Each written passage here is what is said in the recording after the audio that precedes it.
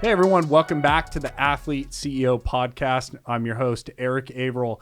I'm the co-founder of AWM Capital, where we partner with our clients to unlock the full potential of their wealth. And one of our core beliefs is that your human capital is actually the greatest driver of your net worth. And so this podcast, the Athlete CEO Podcast, is all about bringing to you the tools, the tactics, and the thought leaders to help you unlock that potential. And so today I'm super excited to have a conversation with a dear friend, someone who has had a tremendous impact on me, both personally and professionally, Andy Maurer. And Andy is an emotional wellness coach. His background is actually as a licensed therapist, specializing in leadership, trauma, and emotional health. And Andy has spent his professional career really curating the best and most cutting edge strategies and tools to help leaders live emotionally healthy lives. And so this is right up our alley. And so Andy, thanks for being here. Yeah, thank you. Thanks for having me. So where I wanted to start is I read something on your website that totally caught my attention. You have this crazy stat that 95% of all cognition happens at the subconscious level. What exactly does that mean? You have it on your site for a reason. Why is it so important? Yeah, so that study was done by a Harvard research professor, and he was looking at consumer purchasing to some degree. But what he found was that the way we make decisions on the day-to-day basis is subconscious primarily. Okay, so how the brain is structured is you have your logical brain, which goes over the front and over the top of your head. And then everything below that we can call the subconscious. So that's your emotional brain and your survival brain, to make it as simple as possible. So when he says that 95% of our decision making is subconscious, what he's saying is your emotion, where you come from, and the story from 0 to 18 or from 0 to 40, whatever it is, shapes and directs how we make decisions and why we make decisions. So am I thinking, Daniel Kahneman's famous book, Thinking Fast and Slow, System 1, System 2, as much as we really want to act like we can control our day and be so, aware of everything, what I'm hearing you actually say is, no, the majority of your behavior is just going to follow what's subconscious. What are essentially... Is that true? How do we combat that? Is it really, do we have an ability to overcome that subconscious? How do we walk into that? Yeah, well, there's two different kinds of processing. There's top-down processing, and then there's bottom-up processing. So top-down processing is essentially, I use logic and I use reason to direct my behavior. And oftentimes that works. Most times that works. But when we're under stress, or when we're under fight, flight, or freeze, or when we're under what I call toxic stress, which we can get into later, that actually sends energy not up to our logical brain, it sends energy down to our emotional brain. So when we're under stress, it's very difficult to tap into the logical, rational part of our brain, and much more likely that we're going to be driven by the emotional brain. So we see this with a lot of leaders where one of their greatest fears is that if I get to the end of my life and I have money and I have success and I have fame, but I've lost everything that's most important to me, my family, my friends, my sense of identity, my faith, I don't know who I am, but I have all these things. That's one of their biggest fears. Well, a lot of people, they fear that, but they don't know how to get off of that treadmill. So they're running through life, they're going through life thinking, I don't want to lose the most important things in my life, but they don't know how to stop that train that they're on. So what that actually shows is that the subconscious part of their brain that needs to be wanted, that needs to be liked, that needs to perform, that is their sense of identity, that's driving the decisions they make. And that's why so frequently leaders get to the end of their life and they've lost the most important things because they haven't slowed down to identify some of the emotional drives that are there pushing that behavior. Now, a lot of them would say, well, all I need to do is think rationally or change the way I think, and I'll overcome that. But when we look at it statistically, and when we look at it from, anecdotal research and my work with clients, is that's actually really hard to do because we weren't taught to slow down to focus on what's in here. We were taught to focus on, using logic to trump emotion. So it works sometimes to have logic trump emotion, but not under stress. Yeah, I mean, it resonates. I would usually say I have a friend that may work with you, but I think this is the story of how we actually started working professionally together. Right? Is we've known each other for a very long time, and it's interesting, and we'll get into this of being a background as a former professional athlete. I've used coaches in my entire life, right? Whether it's my nutrition coach or my strength and conditioning coach.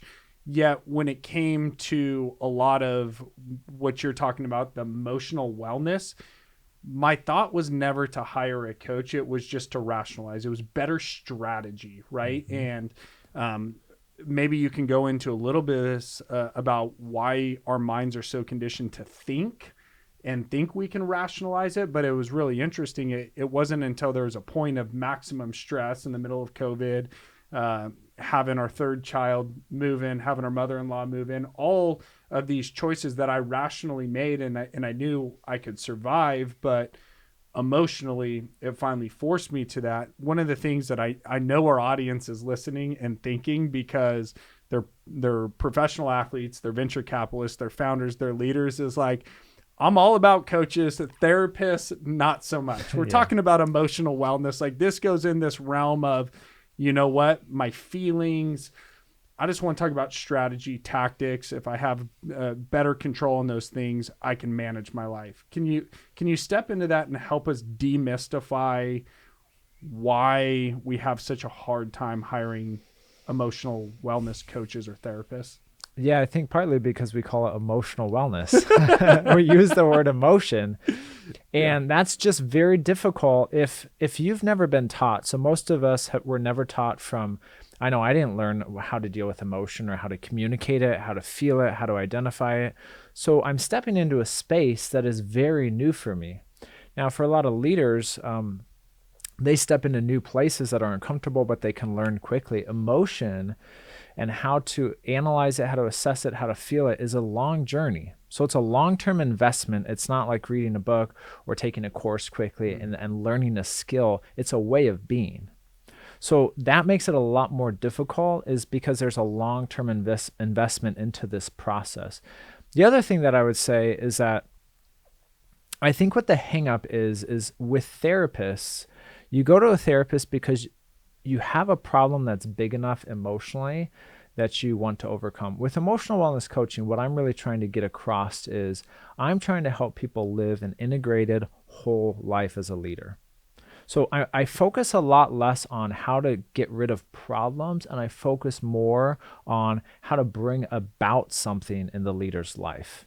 Oftentimes I see that they're fragmented, they're disjointed, they're lost internally. They don't know what they feel. They don't know who they are in a lot of ways. And my job is to help them reclaim that or rediscover that. So I think part of the difference here between therapy and emotional wellness coaching is therapy often attacks an issue like depression, anxiety, and what I'm trying to do with leaders is help them reach for something more. I'm trying to help them reach for a sense of wholeness or completeness internally. And it's not quite an executive coach, because I'm not necessarily working on the business life of the leader. I'm working on the personal leader. I'm working on their emotional, their relational life, knowing that if we can shear up the leader, and research bears this out, if we can help them be more emotionally intelligent and healthier, they're going to thrive better at business. That's how that fleshes out long term. Yeah, it resonates with me. I think of, we've had Josiah Gano, who has his PhD in performance psychology, on here a few times. And a lot of the guests have asked me of, like, you've got a performance coach on there. And now I know with you is because if we're truly trying to unlock the full potential, right, is I heard you say 95% of unlocking our potential is actually subconscious. And so, but there's this fear, I think, of, if I start to get into this emotional thing, is it showing weakness, as opposed to your frame of reference of saying, no, this is actually additive. How do we reframe? How do we redirect some things? And really what I heard from you, and this wasn't even the reason I started working with you professionally, but it's like, if all I want to do is actually optimize myself, I can't do that without addressing this. And I think that that's a really interesting challenge of going, anybody who says, oh, I don't need to work on that, they're never going to reach their full potential. And I think the other thing is, we really don't have to be convinced of the importance of this, because when we look at, one of the benefits we have here is we're very blessed to work with the best in the world at what they do, whether it's the athletes, the founders. Yet there's this history, unfortunately, very, very successful people struggling with things, right? In the last couple of years, we see Anthony Bourdain, we see Kate Spade take their lives, and you're literally sitting there going like, this guy had it all, right? Wealth, fame, the coolest job on the planet. And one of the things that stuck out with me was I had an opportunity to listen to your TED Talk earlier, whether that was this year or last year, and you shared some staggering stats about entrepreneurs. Would you mind just telling our listeners a little bit about that research? Because I want them to sink in the gravity of like what's at stake. Yeah. So what we found with entrepreneurs is that entrepreneurs had a much higher rate of mental health disorders. So twice the rate of depression, 3 times the rate of addiction, 6 times the rate of ADHD, and 11 times the rate of bipolar disorder. Now you have to ask the question, do people with mental health issues get into entrepreneurship, or does entrepreneurship mess them up so much that they have these? I think it's a combination of both. Yeah. When I was looking at this data, I surveyed 10 of the most well-known business editorials, Harvard Business Review, Entrepreneur, Forbes, Inc., all of these magazines, all of these articles, 5,000 articles I looked through addressing the issue of trauma. Okay. And what I found was only about a handful actually talked about the issue of trauma. And every single time it was talked about, it was how the leader can help support an employee with their trauma. It was never about how we are going to help the leader address their mental health, help the leader address their own trauma. And trauma is a hot term, which essentially means that something overwhelming, we experience something overwhelming, and that's had lasting impact on us emotionally and psychologically and professionally, long term. So what we see from the research is that entrepreneurs do have higher rates of mental health. And what you described with Kate Spade and a couple of these other leaders, I think it's important to note there is a part of them that is lonely, and there's a part of them that's not lonely. We often say it's lonely at the top for leaders. I agree with that, and I disagree with that. When leaders go up to the top and they have wealth, they have fame, they have influence, people want them, they want something from them, there's a part of them, so if I use my water bottle here, there's the external that they put out. That part is not lonely. That part's doing great. They have all the fame, they have all the connections, people want them, they want to be attracted to them. But what's behind that image, that's the part that's lonely. And most leaders don't know how to bring that forward. So when they say, I feel lonely, I don't feel connected, I feel lost. Well, it's not this part out in front that feels lost. It's this other part of the leader that they've learned to shove down. And what I've seen with a lot of my clients is most of the time they come in because they have this part of them that's messy, that's acting out, that is feeling depressed, discouraged, disconnected from their spouse or kids. And they want me to destroy or take care of or cut off this part that is getting in the way of their performance. Totally. That's why they hire me. Oftentimes as they come in and they say, I got this issue going on. Can you please help me cut this guy off? And what I will tell them is I will not do that. Because if I do that, I cut off a part of who you are, and that's not what it means to be emotionally whole. If you think of them as co-founders, you can't run a successful company with one co-founder out in front, thriving and succeeding, and one co-founder in the back being hidden and pushed down and neglected. They both have to come front and center and have equal value. So the part of you that performs and the part of you that is successful has just as much value as the part of you that struggles, the part of you that asks difficult questions inside, and the part of you that emotionally is vulnerable. Now, if I asked you, Erik, which part of you is better with your kids when you get home? The logical business guy who's successful, or the guy who's more emotional, connected, can tap into play? Yeah. I mean, clear answer, right? Like I think we all talk about it. Your kids could care less the size of the house you live in, what you do for a living. little Levi or my 3-year-old, all he wants to do is get down and play trucks. Absolutely. Right? Yeah. He's not facts, figures, professionalism, resumes. He could care less about. Yes. So it's a matter of how do we balance these two parts that have equal value? Because that part has value too for connection and relationships. It's not, if you think about a car, you don't want the performance driven manager part driving the car and you put the more vulnerable part in the trunk. They need to be like next to you in the seat. And oftentimes we'll feel like our emotion is driving the car, and in that times we need to take a step back and we need to assess, is my logic or my reason driving the car? But don't put any part in the trunk, because they each have equal value and they need to go forward in life with you. So it's not about cutting off those parts. It's about learning how to get to know them, understand them, and value them for what they bring to the table. And I think it's helpful when you explain that to me, because when I first started my professional work with you, I think there was this subconscious belief, like, are you going to uncover something about me that is actually going to hurt my performance at work? And I know that's faulty thinking, but we've heard these studies years and years again of, hey, some of the best founders are actually just highly jacked up people, right? The things that drive the athletes, the entrepreneurs are really, they're super unhealthy. But if you fix that, they're no longer going to be successful. And I think that that's just not true, but it's a fear of this, like, I don't want to even touch that component. And something you said was helpful. Is like, no, like, we're going to affirm the things that are healthy. And if we can actually get the things that we can correct and heal, it's going to maximize it. Right. And I think that that's just, something that's really difficult of feeling like, what, if I go into this therapy, am I going to turn into this like emotional, like puddle of softness? I don't, I know probably have talked to you about that. One of the things that you've hit on, and it resonates a lot with us here at AWM, because one of the things that we see as an issue, how people treat their money or their life is it's disintegrated. It's compartmentalized. It's separate. They treat it as if, hey, you know what? I can keep my money over here, my values over here, my priorities over here. And what we always say is money is a means to an end, right? And you're a whole person. You're a human being, not defined by one aspect. You've used this word wholeness a few times. Can you define it for us? Can you talk a little bit more about what it means to be whole, and maybe where some areas where you don't see that happening? I think it's helpful to address the issue of fragmentation first, because that's really the opposite of wholeness. I like to define terms by defining their opposites. Yeah.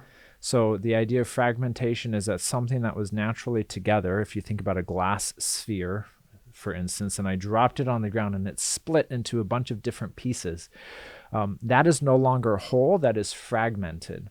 Now, there might be a large portion that's left, but really it's not whole until those other pieces kind of get patched back on to create kind of that glass sphere again. So when we talk about fragmentation, we're really talking about parts of our life, parts of our story, different emotions. It could be anger, it could be sadness, it could be fear, different relationships that we choose to push down or push aside or numb out. Now, really difficult to be whole when we're taking unique pieces of our story or unique pieces of our life and we're pushing them down or we're hiding them. And what I see from a lot of leaders is there are two main fears that drive them from not getting close to people. And when I say close, I don't mean professionally. I mean really letting someone in. And I relate to a lot of this. Okay, so I've been just thinking this morning, I've been walking this journey of wholeness, trying to walk this pathway of wholeness for the last 20 years of my life. How do I feel? What do I do with these parts that are messy? But two main fears that drive me and that drive a lot of leaders are, if someone gets too close to me, they will peel back the curtain and they will look and they will either say, oh my gosh, there's a lot of messy stuff there. I had no idea you were so put together and professional. Look at all these hidden behaviors, this hidden lifestyle. That's one fear. Or the second fear is that they're going to get close, they're going to peel back the curtain and they're going to go, oh, there's not much there.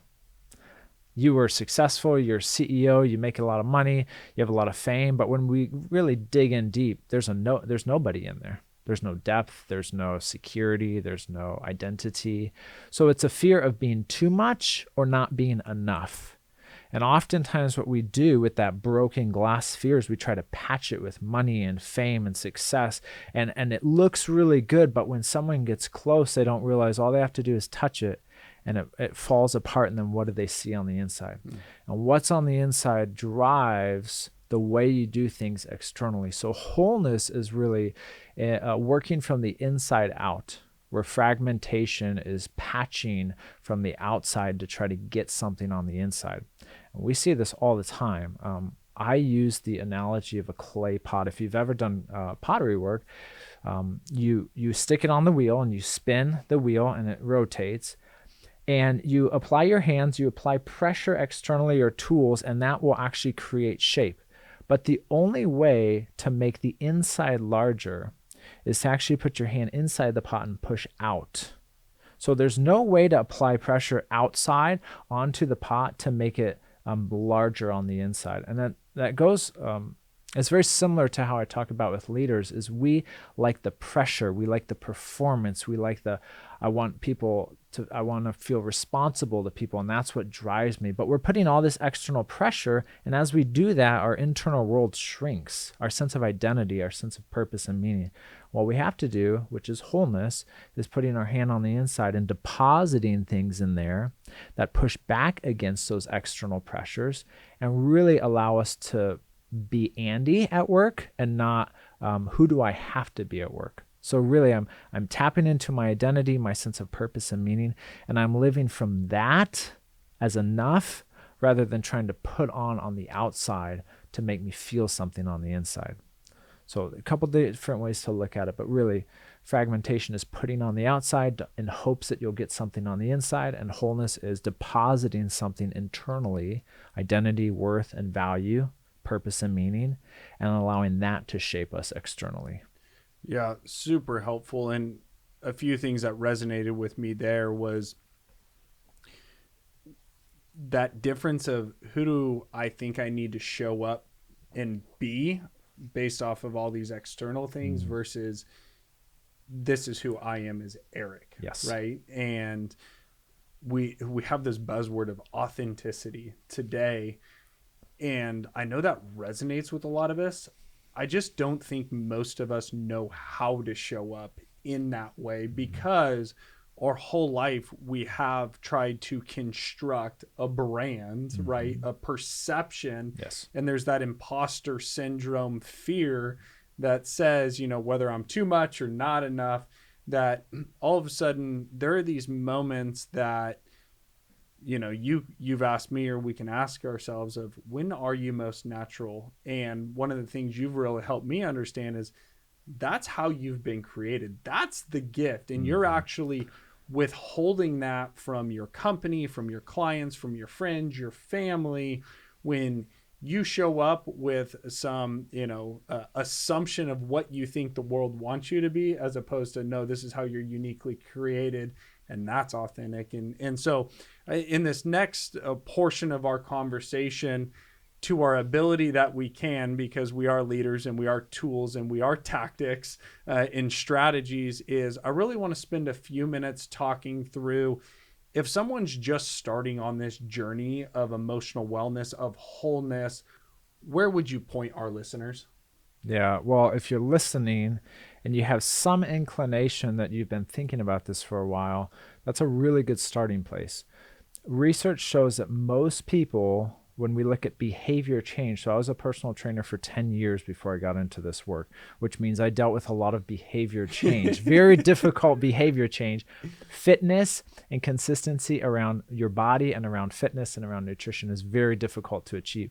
So research shows when we look at behaviors of change that there's a large percentage of people that are not ready for it. They don't want it. It hasn't been in their way of thinking. They don't think they need it. Now, for those people, it will typically take some crisis in their life, okay? So the internal pressure will become greater than the cost of stepping in to do this work, Okay, so let me say that again. What's happening in here has to get bigger and greater. The cost, the pressure has to get large enough to overcome that first step of really stepping in and doing a deep dive on what's inside, what's going on inside. So that's a majority of people, but there are a select few of people who are ready to really step in and want to do that work. And I think the best place to start is really getting good at acknowledging that you need help. And that's really hard to do.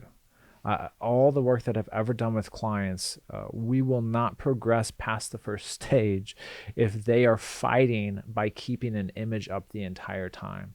And really, I understand that's really difficult because they've been doing that their entire life. Totally. If they're a professional athlete, if they're a leader, if they're a CEO, they're used to this image that they really think is them at this point.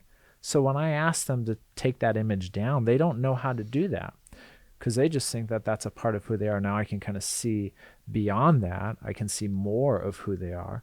So really it's getting to a point of at least acknowledging I'm ready to let that wall come down and do a discovery, take a journey to figure out who I am, and to own, I know some things, but I don't really know.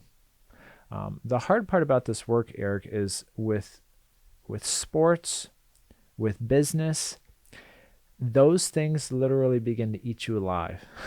Okay, as you become successful, business and professional life in sports or as a CEO, the higher up you go, the whole industry kind of sucks your internal world. It kind of eats you. And you wake up one day realizing, oh man, who am I? What's my drive? What's my purpose? And what's my meaning? And that's why burnout happens a lot. That's why depression happens a lot. So that's really common. So it's not just these leaders' fault that they've got to this point. There's a culture, a cultural pressure telling them that they have to be a certain way. And you said it perfectly when you expressed what would it look like for them to show up as is and recognize that that is not only enough, but it is the best thing for people in their life to show up as Andy or to show up as Erik or to show up as Brad or Jennifer, that is the best thing. And they will have the greatest sense of purpose and meaning in that because it aligns with who they are, not who they have to be. Yeah. And there's so many things resonate. When you were talking about your background as being a personal trainer, I was actually listening to one of Dr. Peter Attia's podcasts recently, and it was actually body composition, insulin resistance, and then Topo Chico, which is like his vice. But one of the interesting things he was talking about, one of his patients that had the perfect nutrition from an exercise regimen, just incredible, yet she wasn't able to move forward in a lot of her gains. And what it came to find out is she really hadn't dealt with some trauma of losing her dad. And you can feel, especially as a professional athlete that I'm talking to you, is like you have dialed in your sleep, you have your exercise, you have these other things, yet there's a whole part of your life that you're denying actually exists because you're actually acting as if you're not human. And that's one of the things that really points to doing this work of going, this is what unlocks the uniqueness of who you are and the ability to perform when you do the hard work. And one of the things that you helped me understand when I came to start working with you is this is not a transaction. This is not a one-time thing. And we should know this as leaders, right? It's skin in the game. The businesses that survive play the long game. The athletes that show up, Tom Brady, 43, Super Bowl again, right? It's the long game. That this is a journey. This is a process, and it's got to be something. It's a lifestyle that we have to commit to. If you've got someone who says, all right, Andy, I'm willing to start to really reflect on this and have these conversations, are there some tools you would point them towards to start, or maybe some rhythms or practices? Can you talk about, maybe what a first session would be like in sitting down working with you? Yeah, I think it's really important to recognize that what I'm teaching clients to do is to get on the pathway of wholeness. I'm not teaching them how to fully become whole. I'm not even there yet. What I'm doing is I'm teaching them to get on the pathway to wholeness and have the awareness to recognize when you get off that, like myself and everyone else who does this work, that there are days and there are seasons when you get off and you have to come back. But if you don't know where home base is, if you don't know where home is, you can't come back to it. So really, I help them identify what is wholeness and how do we get on that pathway. And the first thing that I do is I learn their story. So typically we do a deep dive for 3 hours. I knew you, so we didn't do that. I knew your story pretty well, but I do a 3-hour deep dive with clients where we dig in deep on story, on relationships, on where do they want to go, what are their drives. And that allows me to understand the client really, really well. Once again, all I ask my clients, be brutally honest and don't bring in BS, and we will be totally fine as we start that journey together. Having a teachable mind, a teachable heart is everything, and that's how it goes for everything within sports, within business. The other thing that I would say is, as a personal trainer, I would never be a good trainer if I had someone do 10 push-ups and then we stayed at 10. Yeah. And we just kept going. Yeah. Someone would probably like me for doing that, but I wouldn't be getting them where I know they could be unless I push them to 15 and then 20 and then 30 and then 45 and then 60. And you keep pushing your body and you feel in your body, the lactic acid starts to burn. Okay. You build up this burning sensation and your body is literally telling you stop now. It's a survival mechanism. Lactic acid is a safety survival mechanism to say, don't push your muscles anymore, stop. But professional athletes know that when you push beyond that point, that's when the growth begins. It's the same way with emotion, that when you get in this space, if you can value the discomfort, you'll feel in your body, gosh, I don't want to do this. That's why I have clients typically sign up for 6 months to 12 months, is because I know they will want to get out of there once they start to feel the discomfort, and they have to build a tolerance. They have to work through that. That's why most exercise programs, people fail, because they get into it, they're ready to do it, and they make it a transaction, and then they bail out because the pain gets too great. What I think is a really good starting place is to take that professional business or sports mindset into a different sphere, which is the emotional sphere. And learn when I feel the discomfort, when I feel like my body's getting tense, when my heart tightens up, when my shoulders tense up, when everything in my body wants to get out of this room right now, acknowledge it, name it, and move through it. We build resistance to it. We build a tolerance to it. And that's what makes leaders great in that area, is not just picking up a couple of things, is the practical, really leaning into it and feeling it and moving through and getting better at feeling it. Yeah, I think something that hits me is, once again, how we are fragmented in the way that we approach life is we're brains on a stick. I forget who exactly is credited with saying that, but we disconnect even our thoughts, our emotions, and our physical bodies. And so I know with you, a lot of times it will be these exercises of close your eyes, figure out where you're at, deep breath, what's your body telling you. There's been all this research, Peter Attia, again, 15 minutes of breath work, of meditation actually has some of the best health benefits that there are for longevity and health. Yet, a lot of times it's, even when you say stop and close your eyes, my language will be, well, I think, as opposed to, this is like, I don't even know what's going on with my body. And so resources like Body Keeps the Score, or something that really helped me was Dr. Kurt Thompson's book, Anatomy of the Soul, when he's got this, essentially write your personal story. And I think how unfamiliar we are with our own personal stories is super interesting. Is there are times I sit down with you or in conversations that you've pressed me to now have with some important people in my life. And I'm like, man, I didn't even remember that, or I didn't even know that was a thing.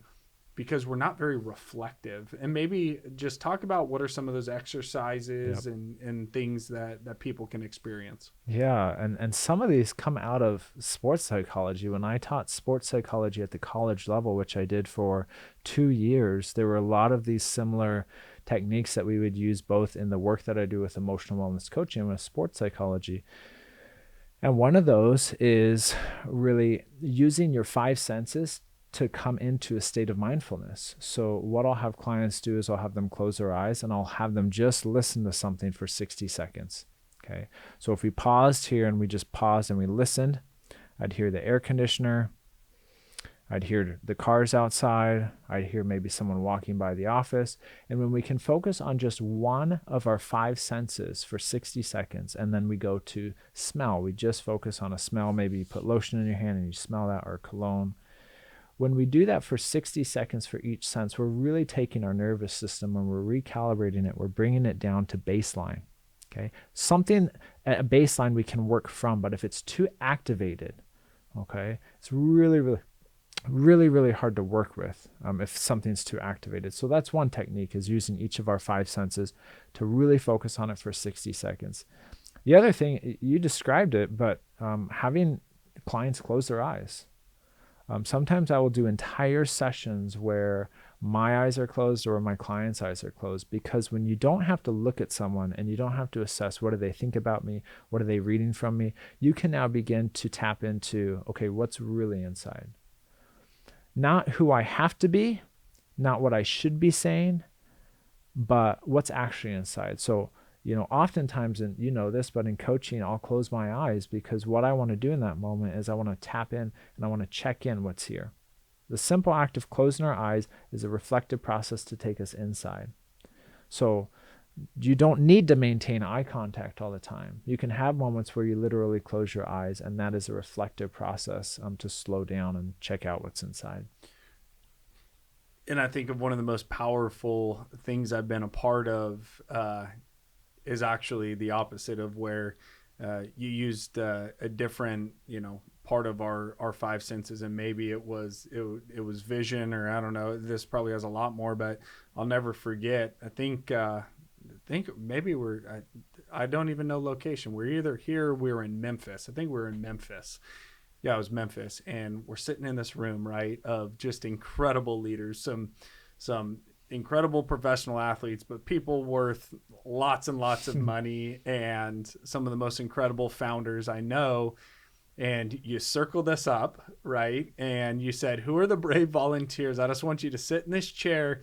And you lined up 4 people on one side, 4 people on the other, and you had them do this exercise of just holding your hands out to one another. And it's hard to describe on this video, but I imagine if these individuals did this, right? And it wasn't long. I mean, I think you had us hold our hands up and look at the other individual for, 60 seconds, maybe 2 minutes. Mm-hmm. And I remember one of my dear friends who is just the most kind, just incredible dude, very successful. He's the CEO of a publicly traded company, and just tears all of a sudden pouring down his face.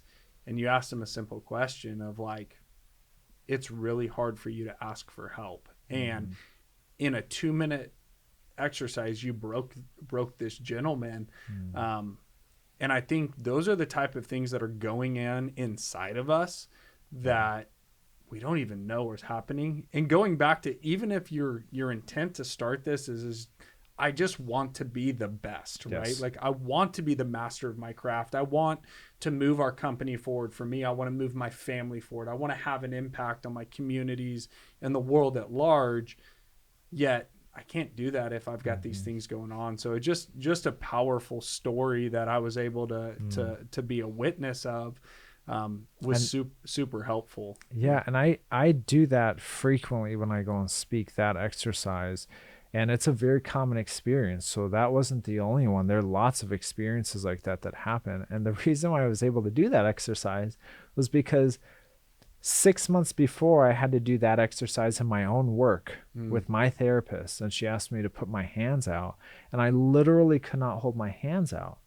Like my hands would drop. And there's something that when we put our body in a certain position, so for instance, putting hands out, we can say that we don't need people, that we're okay. But when we put our hands out, our body is engaged. And that's a very vulnerable experience. What do children do at a very young age? What does this mean? This means pick me up. I need help. Will you comfort me? And we learn as leaders along the way that either we were never picked up, not physically, maybe physically, but more so metaphorically. Our emotions weren't attuned to. People weren't there for us. Our fathers, left us, or our parents divorced. People weren't there to do this. So we decided that we were going to take care of ourselves. We were going to actually use our hands and no longer reach out for help with our authentic self. I had to learn that myself in order to give that to my clients and to give that to other people. But yeah, when you change your body, and that's another thing, it changes your mood. It changes, you can't just cognitively talk about something. Your body has to be engaged with it as well. One thing, this is more specific advice. I know for myself or for listeners, one of the things that I struggle with is saying, I have a pretty incredible life, right? I've been very fortunate and blessed. I've had a lot of favor and luck. That, I have incredible clients. We have a great company to work out, an incredible family. That a lot of times it's like, to use the word trauma seems overblown, seems intense, can almost feel like, hey, in the middle of COVID, I found myself saying this a lot in the last year. And it's true, is like in the middle of COVID, it's impacted our family, it's impacted our business, but there are a lot less. There are a lot worse situations, right? Whether it's those that have food insecurity, that have literally lost loved ones. How do you deal with that tension of what is trauma, personalization, kind of that guilt factor? If it's easier, I'll use a different term other than trauma that typically means the same thing. I'll use toxic stress. Toxic stress defined as prolonged and elevated levels of stress in the absence of deep connection. Now, when you think about COVID, prolonged and elevated levels of stress, check. In the absence of deep connection, check. And what it means is I want every single one of my leaders to experience stress because I know they will thrive. Professional athletes thrive off of a certain type of stress. Totally. Okay, it gets them in the zone. But when stress goes up and it's prolonged or it's elevated and it does not come down, we call that toxic stress. And that comes about through trauma. Could be a difficult labor and delivery. It could be a car accident. It could be a parent who struggles with substance use. It could be a dad who was a functional alcoholic his whole life, but you just knew just subtly that he was always drinking. He was kind of the same person, but you never really knew dad. You always knew who he was as an alcoholic. Those things jar our nervous system, and those are prolonged and those are elevated, and they stick with us. And oftentimes as kiddos from 0 to 18, we don't have someone to sit down and say, hey, this is what's going on. We don't have a confidant to express emotionally and have them respond back to us. Yeah, that's sadness. Or yes, I identify that as anger, or that's fear, helping us make sense of that. So we shove all that down inside. And that's just a way of being then. And we keep going as leaders with that way of being. So it no longer becomes a sense of stress becomes a way of being, and stress becomes a way of survival.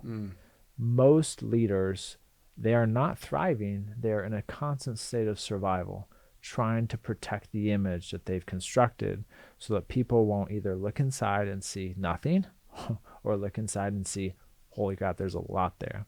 So trauma is toxic stress. It's prolonged, it's elevated, and it can be a whole list of different things based on who you are, based on your personality, and based on how you're wired. Yeah, and I think for our audience, right, the truth is, in the last 12 months, the conversations I've had with our clients that are in the NFL, on the PGA, and the MLB, for a lot of them, I know they can feel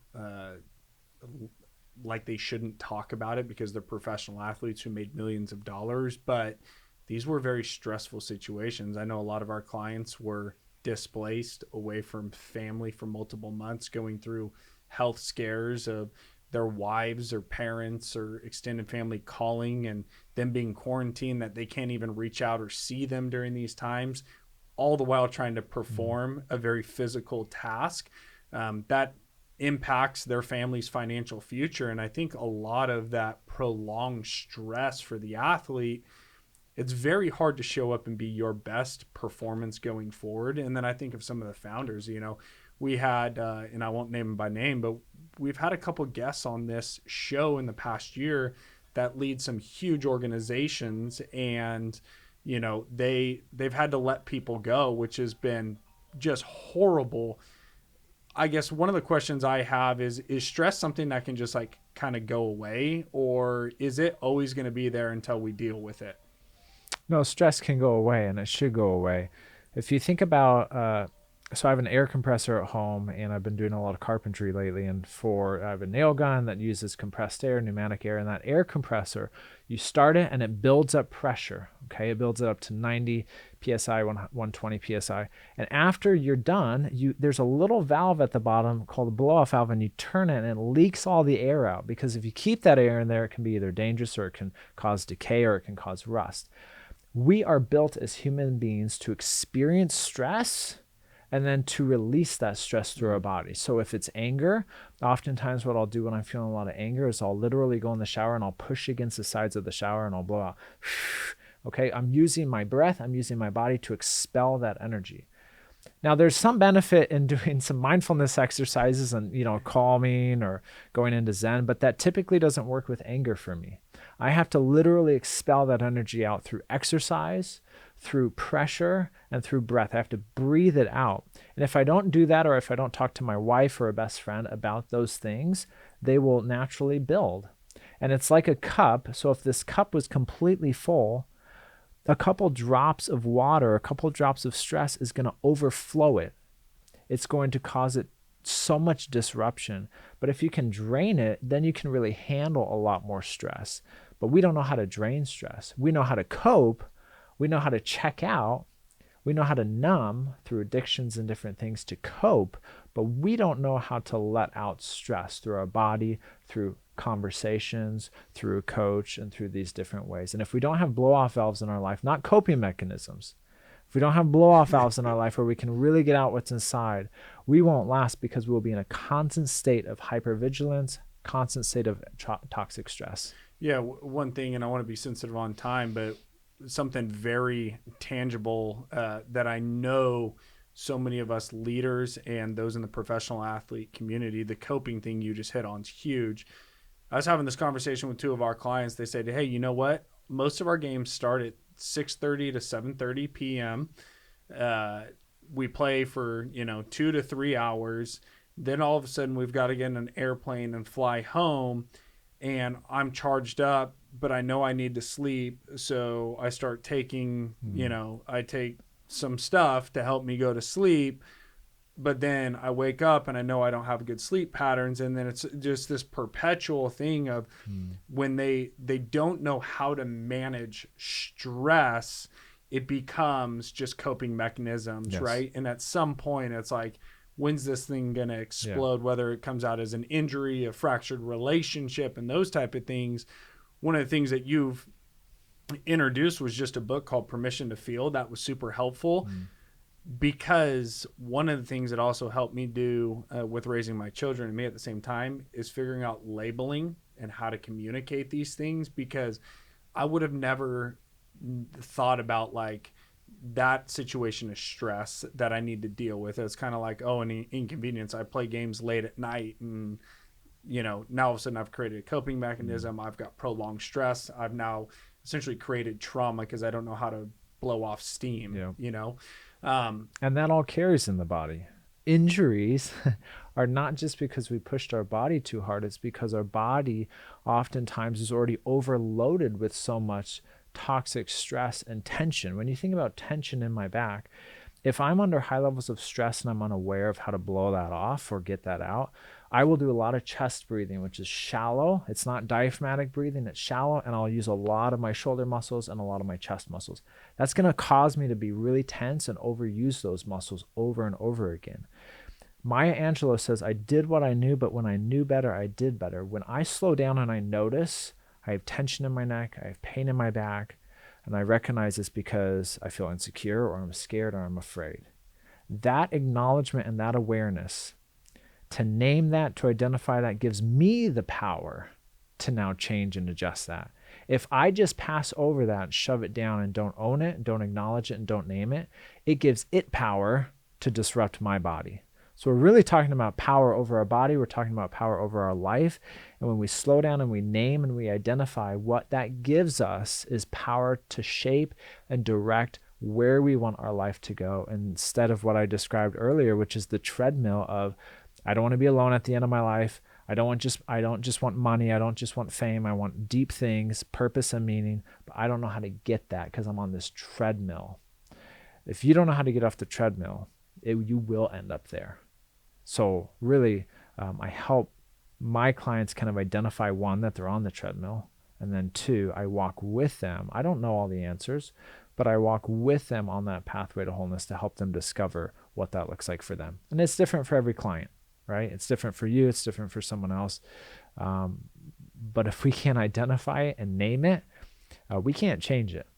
Yeah, that's powerful. And I think that's actually a great place to stop, because it's also a great place for everyone to start, is to identify it, to name it, to recognize it. And so, Andy, thank you so much. This has been a ton of fun. I know for you, audience, if you truly are looking to unlock your full potential and to invest in your human capital, I think we've all been convinced here today that we need to be whole human beings and to not allow ourselves to be fragmented. And so, Andy, one thing I would love for our audience to figure out where to connect with you, where to find you, where can they connect? Yeah, LinkedIn is the best. That's my professional space. They can go to andymaurer.com. Maurer is Maurer. So a lot of often misspelled spelling there, but andymaurer.com, or they can email me at andy@andymaurer.com. Great. Well, thank you very much. And for you guys, I'll make sure to include all of those links in the show notes. We all know how misspellings happen, so I'll make sure that you have Andy's contact information. We'll also link to any resources that we've talked about, from quotes, books, those type of things. And as always, we appreciate you. We love you. Stay humble, stay hungry, and always be a pro.